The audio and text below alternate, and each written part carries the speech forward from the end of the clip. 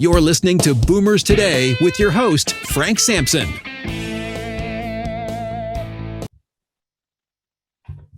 Well, welcome to Boomers Today. I'm your host, Frank Sampson. Of course, each week we bring you important and very useful information on issues facing baby boomers, their parents, and other loved ones.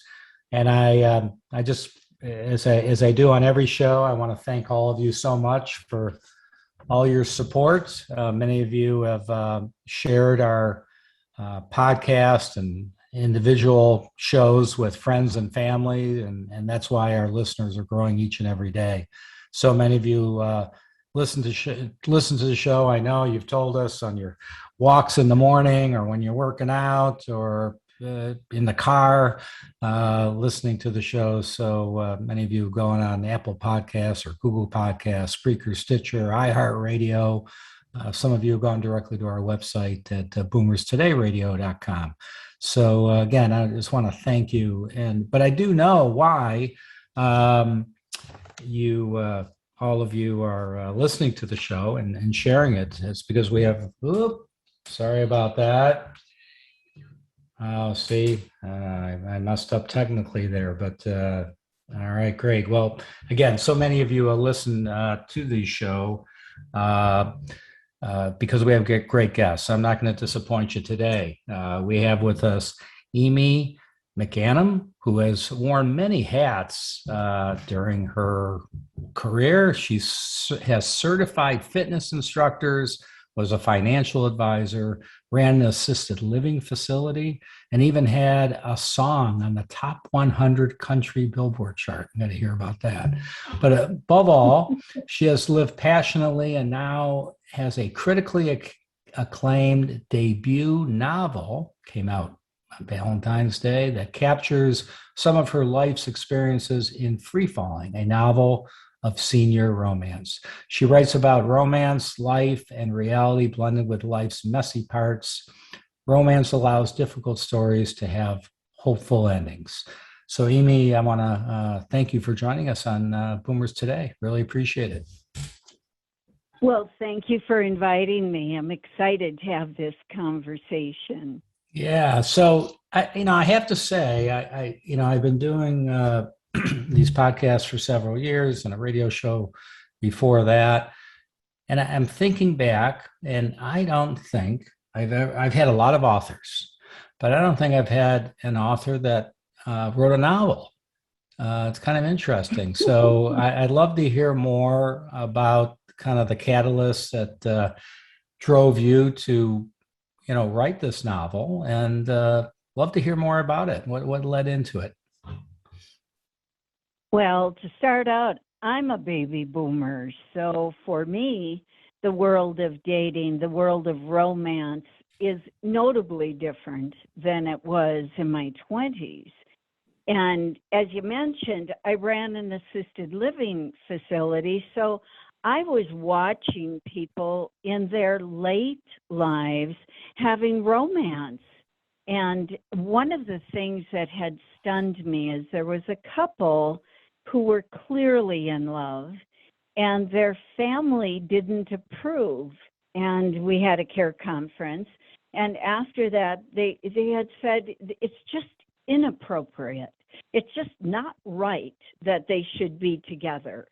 And they moved the man to another facility.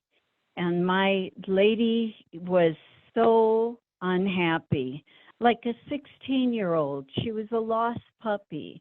And I couldn't understand why the family couldn't support the fact that they were in love. And yes, there was probably a bit of cognitive challenge going on there, but they were not confused about each other, and they were very happy.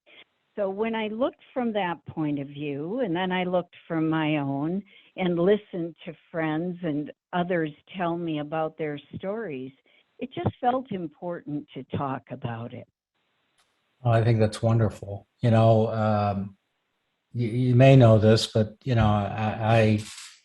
my day-to-day work is working with families and helping them find assisted living and memory care locations and all of that. So I've seen a lot of it myself, and I guess one of the things that you mentioned the family, but I think also staff needs to be educated on it too. I don't know, so it's not only, it's staff, it's families, but like your book, which we'll talk more about, romance doesn't have to end, because of your age. So, Heavens, yeah. So no. when you were at the assisted living, so how did staff react? You talked that family may not have approved. What about staff? Well, at first the staff was kind of giggly about it. And I guess understandably so. People who are younger don't think that people who are older still have the fire. But the need for sensual connection doesn't leave as the years go on. And they ultimately began to appreciate the fact that this was a very sweet couple. And there were others who flirted with one another. It was this couple, though, that drew the most attention because everybody saw the sadness after the family separated them. Right. So that was the driver of writing the book, you think? That was a big part of it. The other thing is, I was taking care of a man who had Lewy body dementia. When I started this story, it was really based more on the romantic stories that I had heard from friends along the way. And knowing that senior romance is complicated in different ways than in your 20s, for instance, I wanted to speak to the fact that though there are challenges on the path as the years go on, there is still the potential for joy. And we, as baby boomers, need to pay attention now to the fact that it is our opportunity to live joy to our last breath. But the only way we get there is by allowing relationships to continue, by keeping our hearts open. And then we can find more vibrancy. Even if we don't find the special partner, we are giving ourselves credit for being alive, for being well, for being sensual, for being happy in the full way that many people just kind of turn off as they get older because we've been given this idea that it's just not okay. Mm-hmm. So I'd like to learn a little more. If it's okay, I don't want to give away the book. I mean, give away the story of the book. Well, but you said you cared for a friend with Lewy body dementia, which is a challenging type of dementia, of course. But you said it, influenced the story and characters in your book and the Freefalling book. Can you talk to us a little more about that? When I started Freefalling, I thought I was focused on just the romance and the complications of romance as people get older. But I didn't know I was going to introduce the Lewy body dementia storyline until I had numerous conversations with my friend during 2020. We couldn't see each other, and he was in memory care, and he would call up to 15 times a day to have me ground him, to help him feel seen, as we all want to feel seen. And I was listening to his hallucinations. And before I knew it, there was a storyline developing that included Lewy body dementia. And then I was surprised as another line developed, including Lewy body dementia, because it was important to me. The first approach to that was somebody who was older and was at the end of their story. But the idea that began to take fire was living with Lewy body dementia. How does one do that? And what does it feel like from inside the mind of the person suffering from that challenge?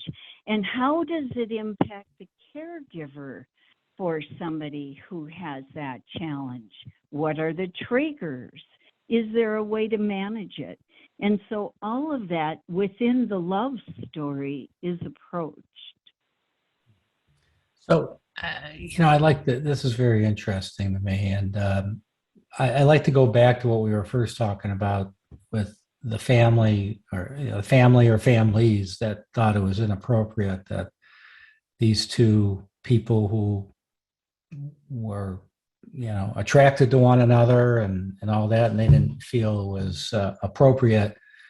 I think you brought a good analogy up. It was like, somebody who was a young teenager and the parents thought it was inappropriate and they were too young, and now it's going the other way. But how did you deal with the family?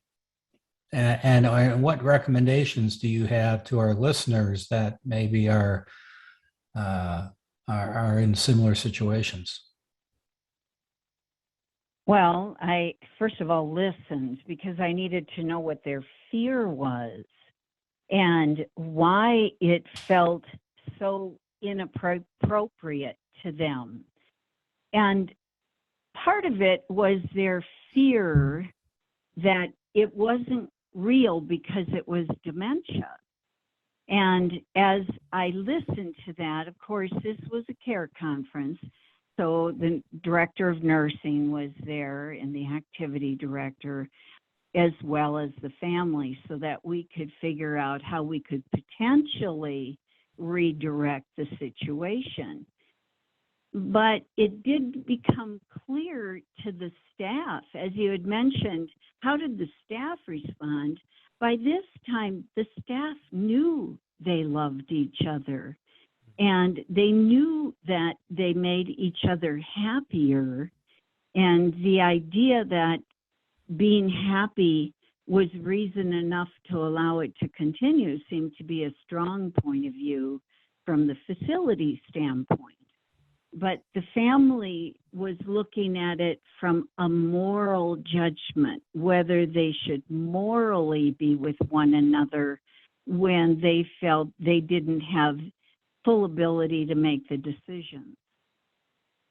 If it was my family, yeah. I've told my son, you darn well let me keep loving somebody. Right. So, in a sense, tell me if you agree, but I look at it as this is ageism within your own family. Oh, it's the worst. Ageism in families is one of the hardest things to manage in a care conference. I will tell you that. Because looking at people as being compartmentalized, it's kind of like dealing with a 1-year-old. I never really thought, for instance, my son wasn't a whole person. I did have to teach him not to run in the street. But from the time he was born, I felt he was a whole person. And so now we're getting older and older, and the whole person now becomes aged, and different kinds of challenges are happening. But what I saw was too often family members didn't see the whole person continued. The seed of who we are does not end, and that is where we continue to have bliss. It's not a matter of taking a senior and redirecting them into a different version of who they are. Well, yes, it is a version that's different, but we're still who we are. So, for instance, if you were never somebody was asking me recently, well, do you have to play bingo? Well, if you never liked bingo before, you sure as heck don't want to make somebody play bingo later if they want to, if they're receptive. But the idea that somebody, if you enjoyed nature, for instance, and it was essential to you to have nature in your life, I believe as a senior that continues to be true. You may not be hiking the mountains, but you may need to see the mountains. You may need to feel fresh air. You may need to enjoy the light on the leaves outside. And I think love is like that. Sensual connections are like that. They're different, but they're not gone. Right. That's great. So, we're going to take a real quick break, I promise, just to recognize our sponsor. When we come back, I'd like you to share with our listeners a little bit more about your book, how they can get it, all of that, and then we'll continue our conversation on this very important subject matter. Okay. Thanks, Frank. Yeah. So, do you know anybody who may be concerned about an older driver? Well, Senior Care Authority's Beyond Driving with Dignity program is a facilitated self-assessment program for older drivers. This program has been designed to serve as a vital tool to facilitate older drivers and their families as they make appropriate decisions regarding the future of one's safe driving career. If the individual is a safe driver, an advisor will provide him or her with strategies on how to remain a safe driver as they progress through the aging process. If driving retirement is the appropriate decision, then the individual and their family are offered possible alternatives, resources, and a specific plan to ensure a smooth and successful transition from the driver's seat to the passenger seat.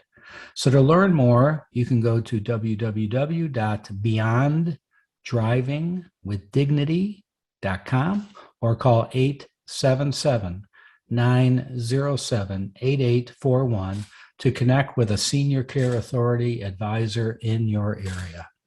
We're back with Eme McAnam, who is the author of Freefalling, a novel of senior romance. So, Eme, why don't you, it's commercial time. Go ahead and tell our listeners, a little bit more what you'd like to share about the book, how they can get it, anything else you'd like to share with them. Freefalling, a novel of senior romance, is available anywhere at any bookseller. You can get it at your library. Currently, we even have an audio book as well as an ebook and a paperback version of the story. You can get it on my website, which is Eme Spirit. That is EMESPIRIT.com.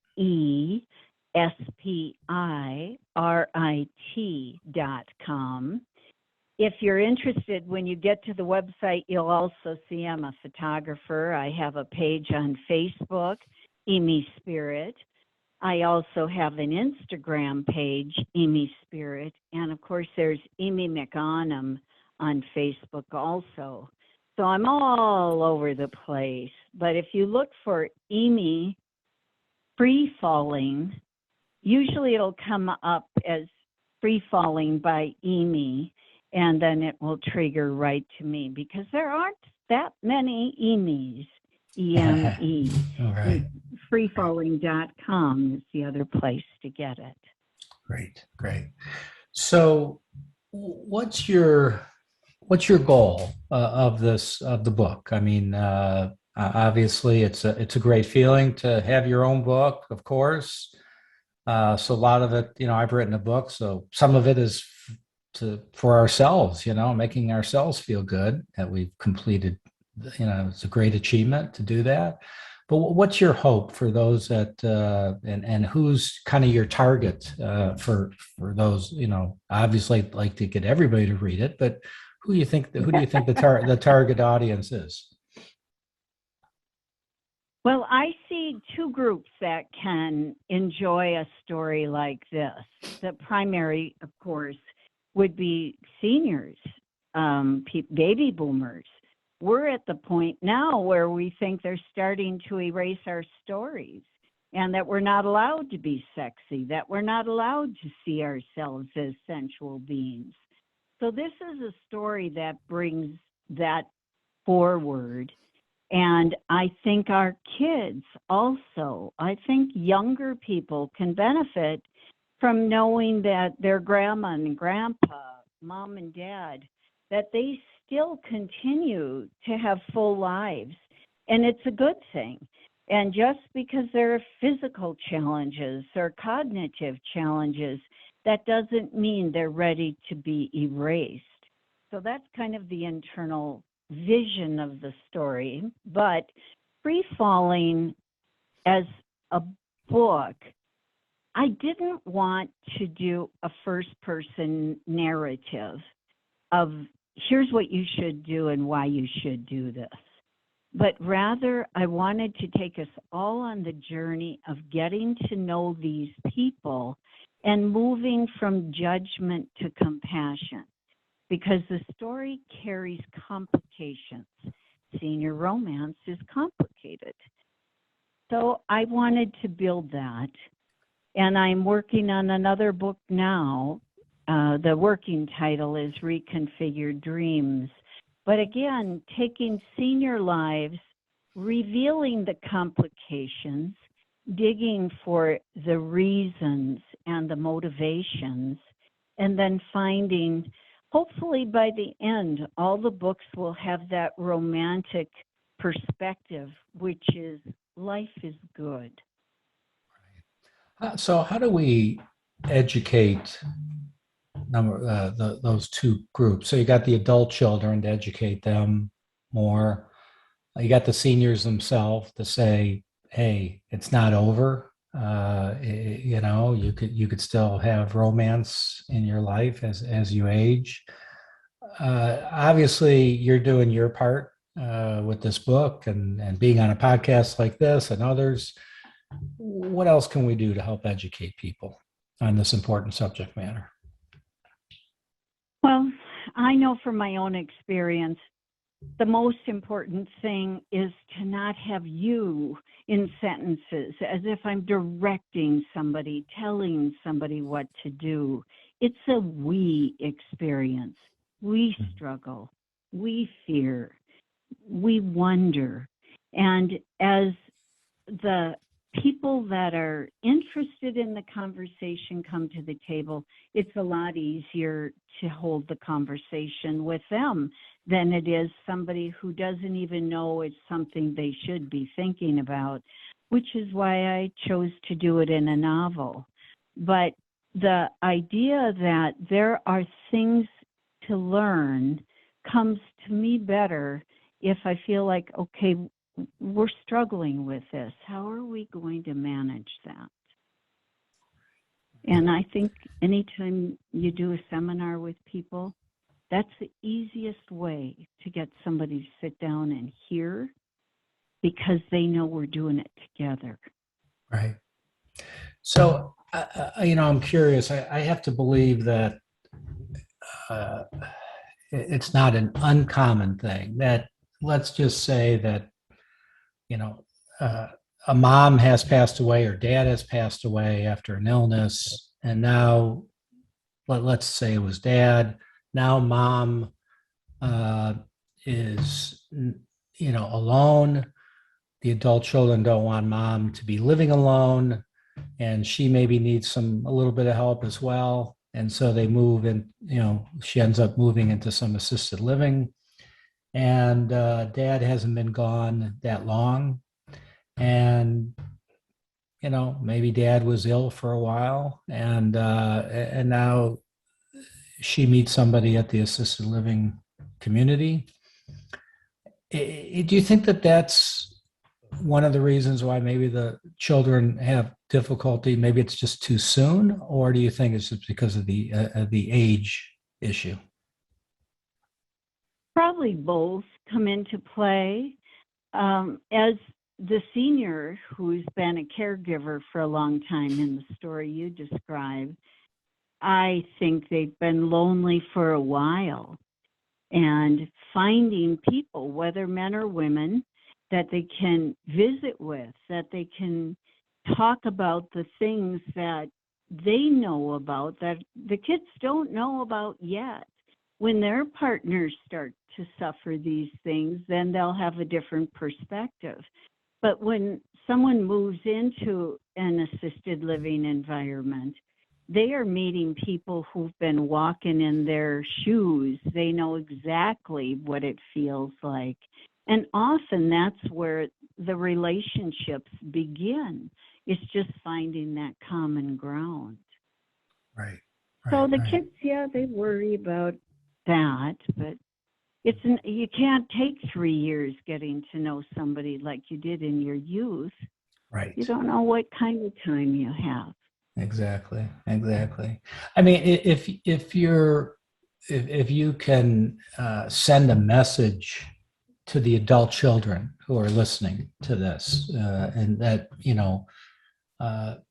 whether they're in this situation or they could be in this situation, that like we're talking about, a parent that maybe has fallen in love at an older age, and I mean, what would you like to say to them? What message you want to drive home to them?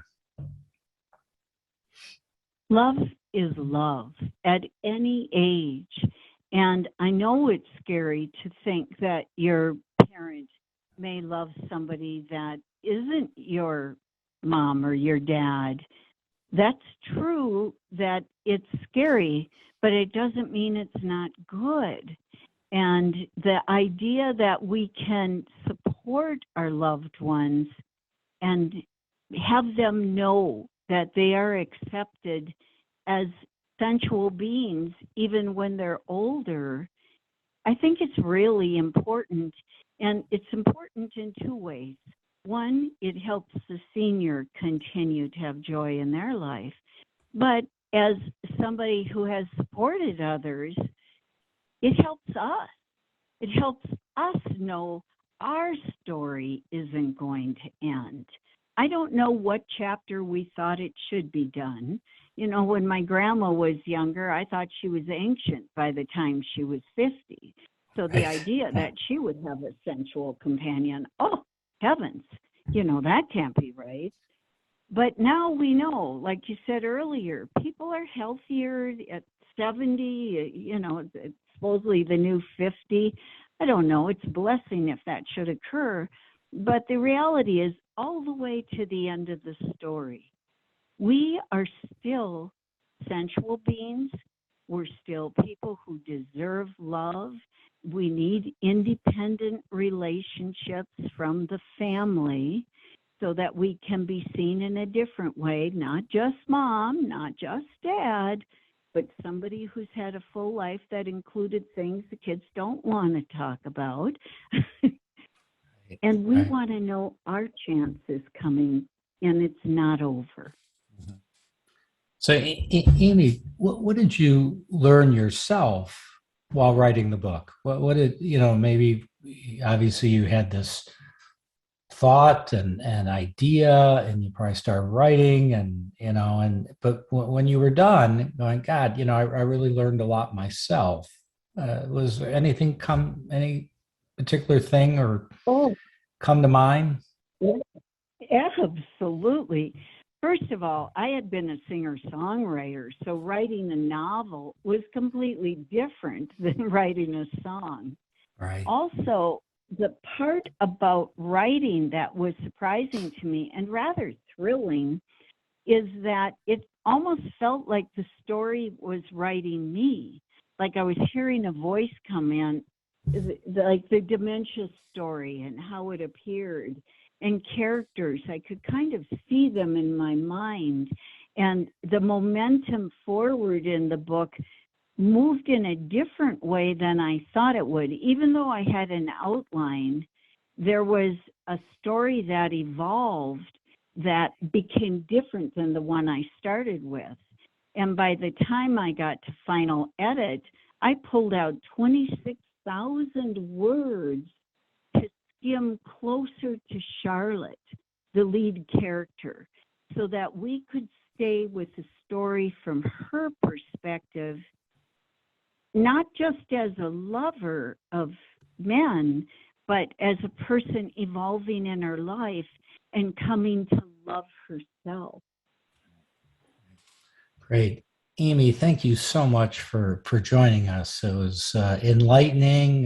You got to check it out. Check out her book, Freefalling, a novel of senior romance.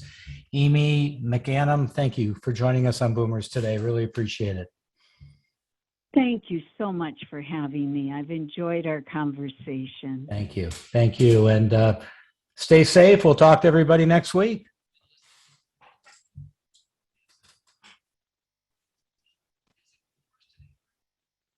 You've been listening to Boomers Today with Frank Sampson. To learn more about today's show, visit boomerstodayradio.com and join us next time for another edition of Boomers Today.